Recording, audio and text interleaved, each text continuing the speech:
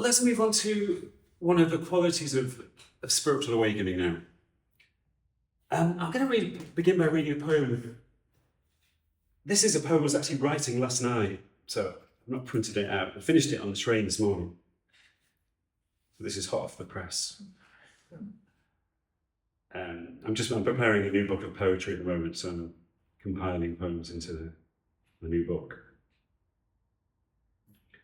But this poem, I think it illustrates the biggest obstacle to spiritual awakening, and possibly the biggest single source of human suffering. I'm making some big claims here for this poem, but hopefully it will live up to it. But yeah, this is a poem that illustrates the lack of one particular quality. It's called The Man Who Won't Stop Talking. There's a man who won't stop talking. Every second of the day, from morning to night, he keeps chattering inanely, as if afraid of silence. His speech is boorish and boring, but somehow you feel obliged to listen. It's as if he's hypnotized you, locked your attention onto his voice. His voice is so loud and insistent that you can't focus on anything else. Other sounds are muffled and dull. Your surroundings seem blurred and unreal. Even worse, he's a curmudgeon who thinks the world has treated him badly, who feels let down by life and by other people, and wants you to hear his complaints. And the more attention you give the man, the faster and louder he speaks. If you could, you would walk away. But how can you when the man is inside you? Like a restless spirit, he's entered your body and taken control of your mind. But you can break his hypnotic spell. Unlock your attention from the voice. Focus your attention elsewhere, as if turning away from a conversation to look at a painting on the wall or raindrops on the window. The voice will speak louder and faster, conjure up more colourful images to try to win back your attention. And sometimes your gaze will slip and you'll find yourself listening again. But keep prizing your attention free. Discouraged by your lack of interest, the voice will soon lose confidence, growing quieter, less strident. And then it happens. Just for a moment, the voice ceases. For the first time, your mind is silent, as if a roaring ocean has suddenly settled into a still, clear lake. The pauses grow longer, and after each silence, the voice seems slower and softer. Its opinions seem less brash, its criticisms less harsh. Sometimes it's supportive, even tender, as if it's no longer a critic, but an advocate. Harmony grows inside you as the voice fades into the background, like wind blowing through distant trees. And eventually, the voice merges with you. Whenever it stirs, it seems to speak from the heart of a silence inside you.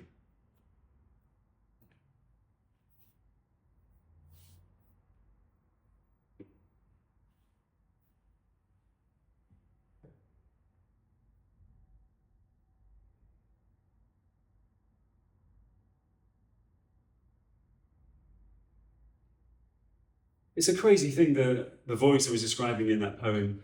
It's such a fundamental feature of human experience, this chattering voice. I don't think children have it. Don't think young children have it, but sometime in maybe adolescence, this voice starts to pick up momentum and to grow louder in our heads. And one of the big problems for some people is that they can't disidentify with a voice. They're dominated by the voice. And the voice determines how they feel. If the voice is negative, as it often is, it puts them in a negative mood. They feel guilty because they're thinking about things that they did wrong in the past. They feel anxious because they're thinking about things that are coming up in the future.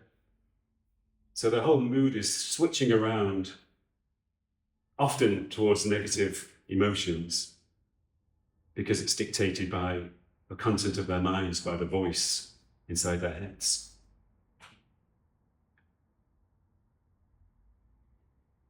When I was doing my research into spiritual awakening, I interviewed an ex-soldier who took part in the Falklands War.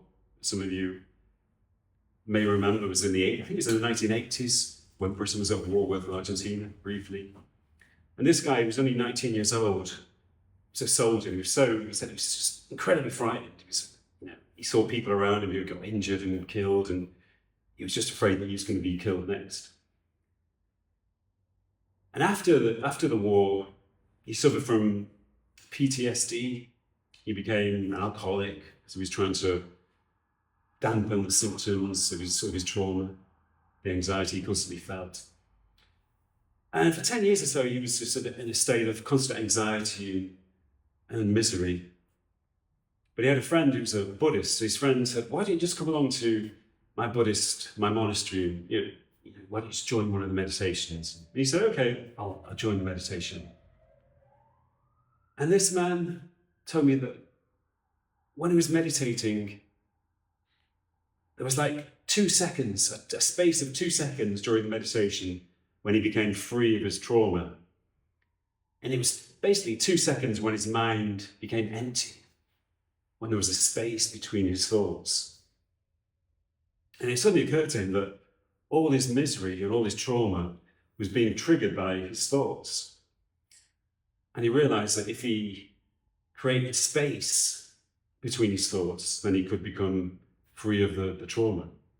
So he started to meditate regularly. And his idea was that he wanted to extend those 2 seconds into a few seconds and maybe into a few minutes. And eventually he realized that, he was free of the trauma. He was free of all the suffering and all of the painful memories that he'd experienced. And it was an awakening. He suddenly felt free of his ego mind. He felt a new sense of well-being and connection to other people. And it basically arose from that disidentification from his thoughts. Trauma can be complex. Trauma can also manifest itself in physical symptoms in the body, like blockages or pain, energy blockages within the body. So sometimes they'll need to be addressed as well. But a lot of it is caused by the activity of the mind. So that's an example of disidentification from the thought mind. And disidentification is one of those things that comes and goes. A lot of the time, I feel like I end up disidentifying from my thought mind. Now, sometimes I watch my thoughts and think, wow, am I really thinking about this? Where did this nonsense come from? But sometimes, occasionally, if my life is a bit more stressful, usually connected to my teenage children, I get caught up in my thoughts and I catch myself feeling a bit anxious, feeling other kinds of negative emotions. But then I meditate for a while and feel like I'm back in a state of disidentification from my thought mind. So it kind of comes and goes. And maybe, I guess it's a similar experience for us as well, for you as well.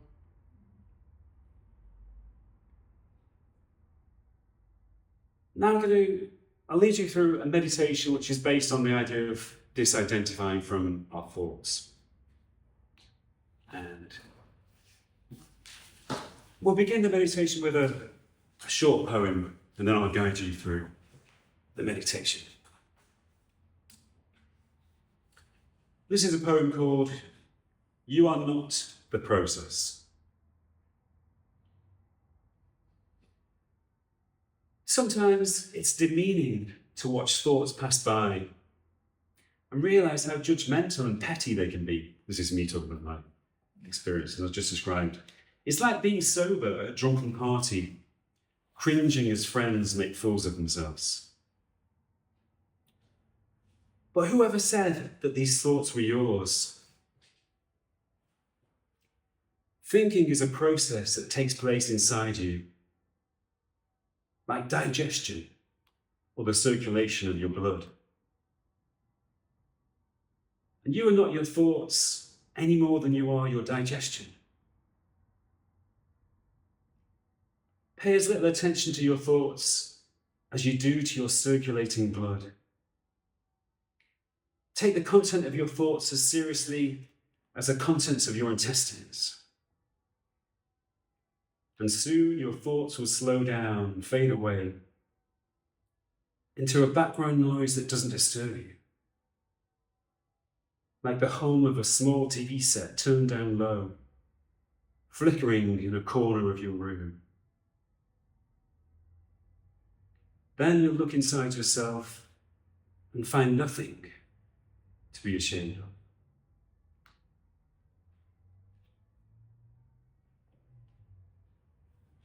So let's close our eyes for a moment again.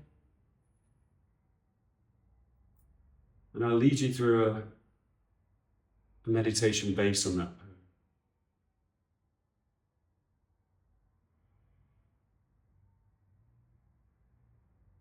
First of all, let's return our attention to our breathing.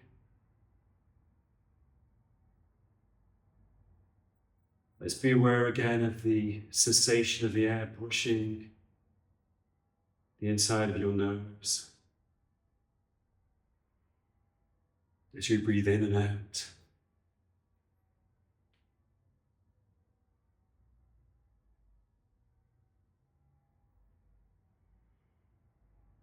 Just follow the sensation of the air brushing your nose.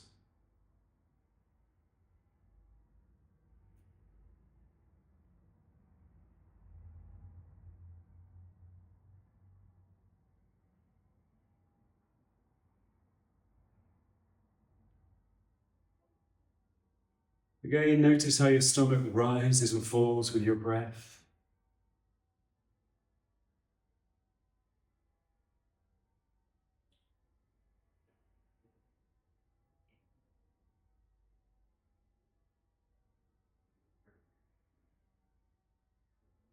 And notice how each breath energizes your whole body.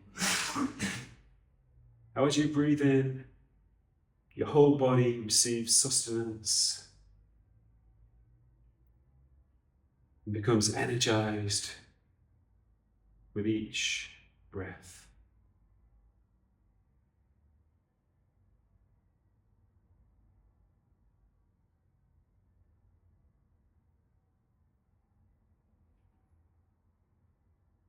Just watch the process of breathing.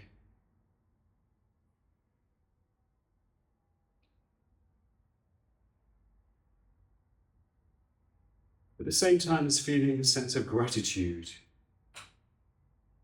to this process, for how the breath energizes you and keeps you alive from moment to moment.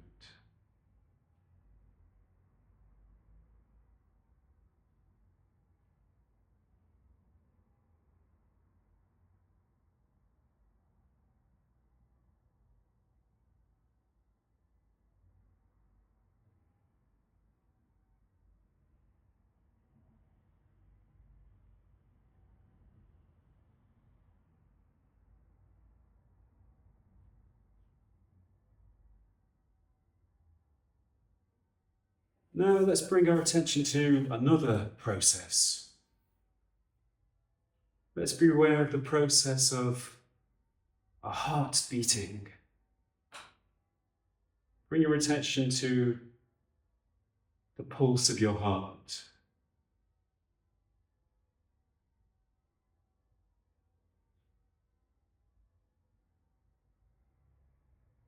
Maybe you can feel it not just in your heart, but maybe in your arms or in the palms of your hands.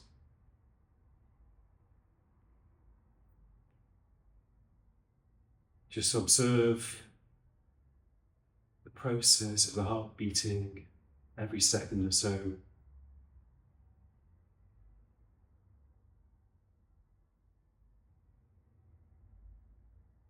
And again, feel a sense of gratitude. Send a sense of gratitude to the heart for keeping you alive, moment to moment.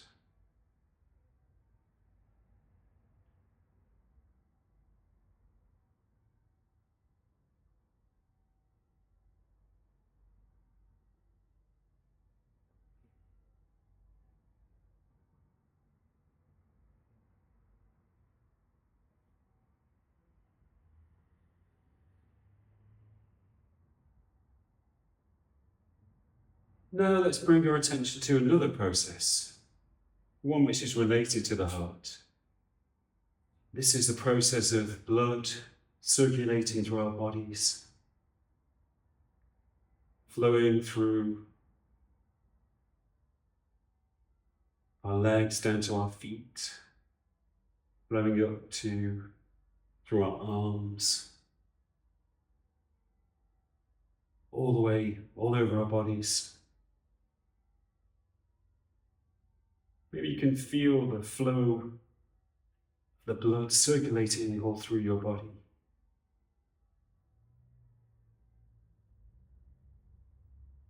Maybe you can be aware of that process.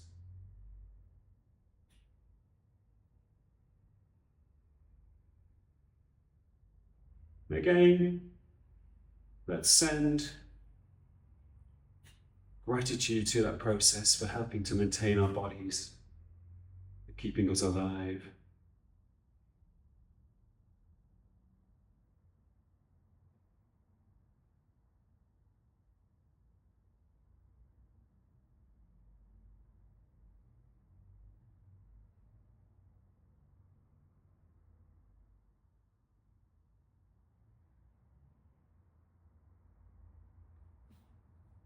And maybe we can be aware of those three processes simultaneously. Our breathing, be aware of your breathing again, the process of taking in air,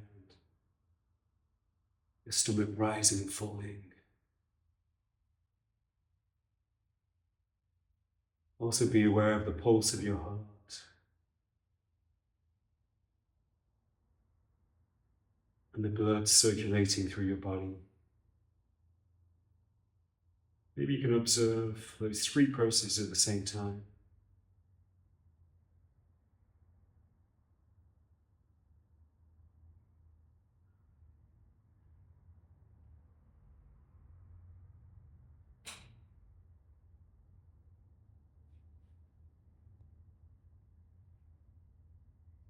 Now let's bring our awareness to a final process.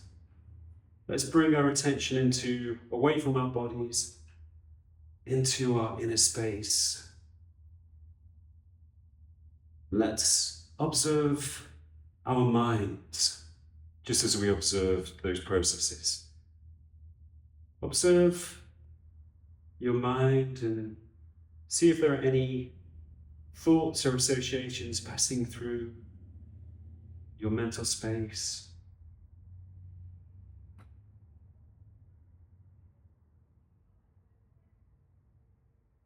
Or if your mental space is empty, observe that too. Just observe the openness and emptiness.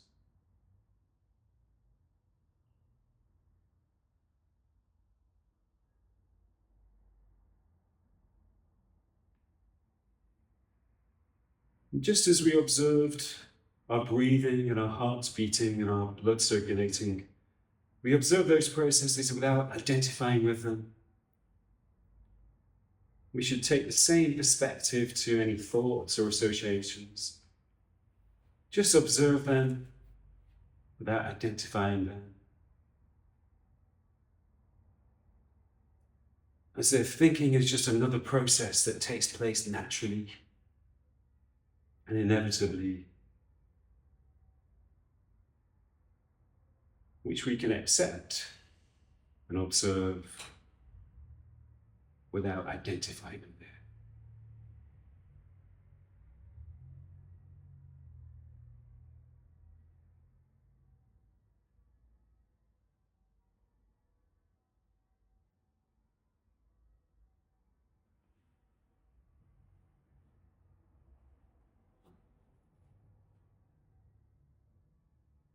And now allow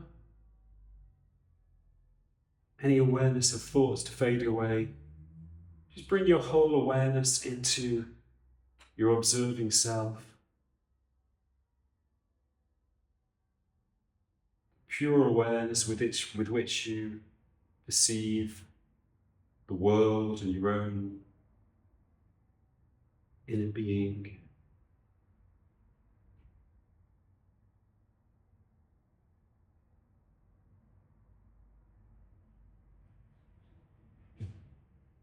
Just as a pure observer who is observing nothing, just resting in its inner space.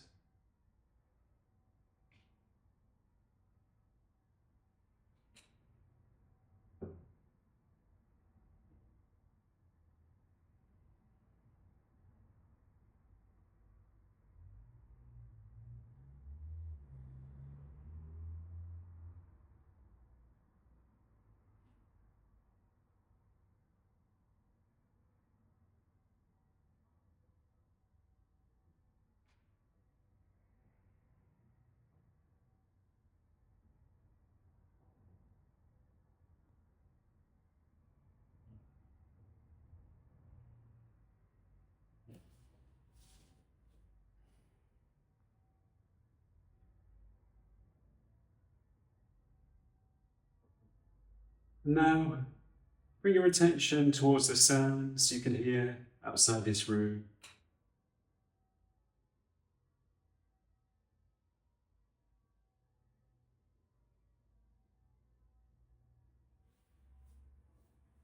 Be aware of the points of contact where your body meets the chair or the floor that you're sitting on.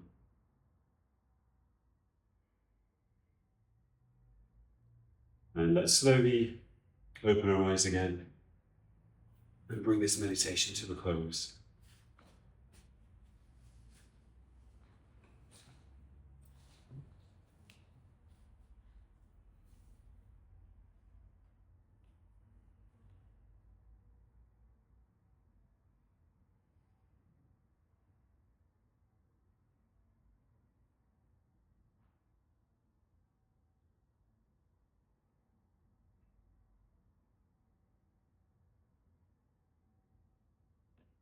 So the principle of that exercise was really just to see thinking as an inevitable process, a kind of physiological process, in the same way that our bodies breathe and pulse and circulate. Our mind, our brains think. It's just a natural thing they do. And it doesn't really work to suppress thinking. You can slow it down, definitely. You can quieten the mind. But most importantly, you don't have to identify with your thinking, just as you don't have to identify with your breathing or your pulse. You can just observe thinking, let it pass by without being affected by it. Sometimes tricky if you're lying in bed at night and your mind is churning over very rapidly. Sometimes thoughts can seem overwhelming, but if you just relax and focus your attention away, then your thoughts will start to slow down inevitably, and then you should be able to disidentify with them and just observe them without being carried away. And of course, one of the problems with thoughts is that they're almost always concerned with the past or the future. So as soon as you become identified with your thoughts, you're taken out of the present. And some people's minds can be filled with rigid thought patterns, beliefs, or opinions, or resentments, or grudges, which are all based on the past, but they determine their behavior. So even though they're living in the present, because we're always living in the present, they're just kind of reenacting the past. And that's partly related to, we don't just identify, human beings don't just identify with our thoughts, we also identify with our stories, the stories of our past lives. And in many cases, people's identification with their past stories creates their egoic identity, which is formed of concepts and opinions that they've gathered from the past. So part of being disidentified, part of disidentification means becoming free of that story as well. So I sometimes say to people, I sometimes work on a one-to-one basis with people who are suffering from depression or trauma. I sometimes say to them, okay, right now, and I'll ask you the same question right now. Okay, so you've been through many challenging situations in your life. You've been through trauma. You've been through failure, disappointment. Like all human beings have been through these things at some point. But where are your failures now? Where are your disappointments now? I could equally say, where are your successes now? Where are your achievements now? You could even extend it to possessions. So, we human beings accumulate possessions like cars and gadgets and mementos. But I could say to you right now in this room, where are your possessions now? Any answers? Where are your failures or successes right now? Don't know. You don't know? They're not here. They're not here. I guess, yeah, you're all right. These things are nowhere. They don't exist. In actuality, there is only our experience of now. So whatever has happened in your past, it's immaterial. It's not here. It only exists in your mind when you think about it. Maybe in a few other people's minds, if you can agree on what actually happened. People famously don't agree on what happened. So, in a sense, we're always free. Whatever has happened in your past, we're always free of it. We don't have to identify with that story. You can pick it up if you want to, but you don't have to pick it up. Sometimes, it happens in a reverse way. Kind of, many people have had some degree of success or achievement or accomplishment in their pasts. So they carry around that story. It's a good story. It makes them feel proud of themselves. I'm a special person. I've accomplished all of these things. So it's, they carry around as they develop a sense of pride or even arrogance because of their story. But even in that case, it would be a massive benefit to just let go of the story, just to be in the present without any story.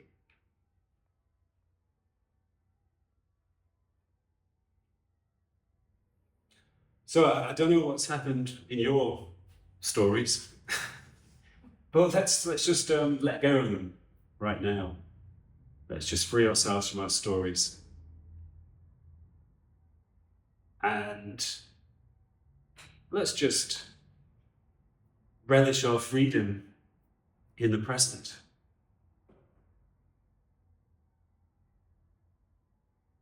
In a way, every moment is an amnesty. It doesn't mean that you can, get off scot-free of the terrible things you've done in the past. You may have to make amends, but right here, right now, each moment is an amnesty. It doesn't matter what's come before. We are free in the moment, to live and to begin. Every moment was a beginning.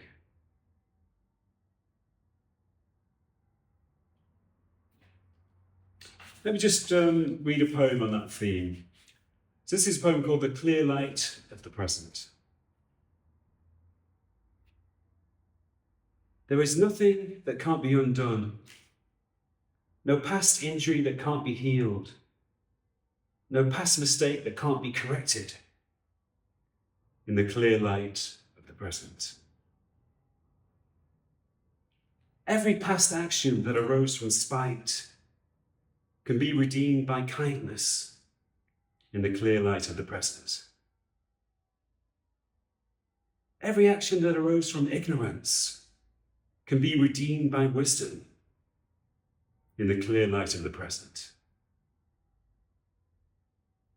Painful memories of suffering evaporate like patches of fallen rain in the clear light of the present. Dark, deep imprints of trauma uncover themselves so that they can heal in the clear light of the present. Conflicts that have exhausted us, grudges that have poisoned us for lifetime after lifetime, can be cleared away in an instant of pure compassion and forgiveness in the clear light of the present. There's no need for the past to shadow us when we always live and are always free in the clear light of the present.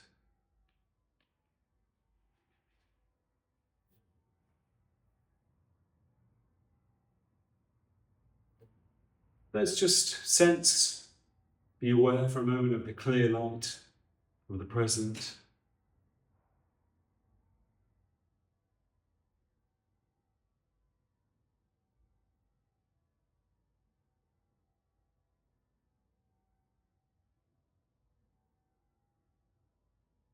Let's feel a sense of freedom. Freedom from the past.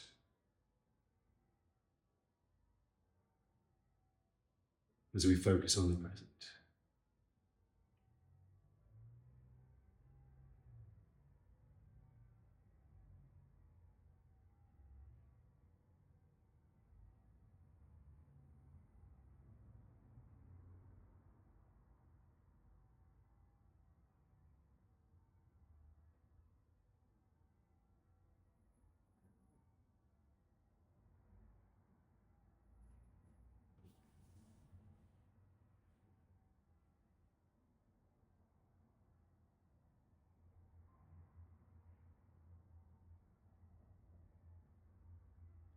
And let's have a cup of tea, which is a meditation yourself.